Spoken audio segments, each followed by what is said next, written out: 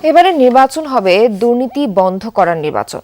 এবারে নির্বাচন হবে চাঁদাবাজ মুক্ত হওয়ার নির্বাচন। এবারে নির্বাচন হবে ঋণ খেলাপিদেরকে সংসদের বাইরে পাঠানোর নির্বাচন। এমন মন্তব্য করেছেন এনসিপি দক্ষিণাঞ্চলের মুখ্য সংগঠক হাসনাত আব্দুল্লাহ। দুপুরে কুমিল্লার দেবিদ্বারের বড়শালঘর ইউনিয়নে ভারতীয় আগ্রাসন বিরোধী পদযাত্রার অংশ হিসেবে আয়োজিত উঠান বৈঠকে এসব কথা বলেন তিনি। হাসনাত আব্দুল্লাহ বলেন, তার ভালোবাসা নিয়ে জনগণের কাছে এসেছেন, প্রয়োজনে পায়ে ধরে ভিক্ষা চাইবেন জনগণ যাতে তাকে সহযোগিতা করেন।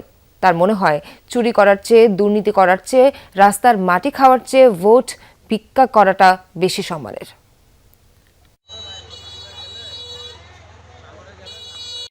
এবারের নির্বাচন হবে এই দুর্নীতি বন্ধ করার নির্বাচন, ইনশাআল্লাহ। এবারের নির্বাচন হবে চাঁদাবাজ মুক্ত হওয়ার নির্বাচন। এবারের নির্বাচন হবে এই যে ঋণ খেলাপিদেরকে সংসদের বাইরে পাঠানোর নির্বাচন। আমরা ভালোবাসা দিয়ে আপনার কাছে এসব প্রয়োজনে পায়ে ধরে ভিক্ষা চাইব যে আপনি হয় আমাদের কিছু সহায়তা করেন।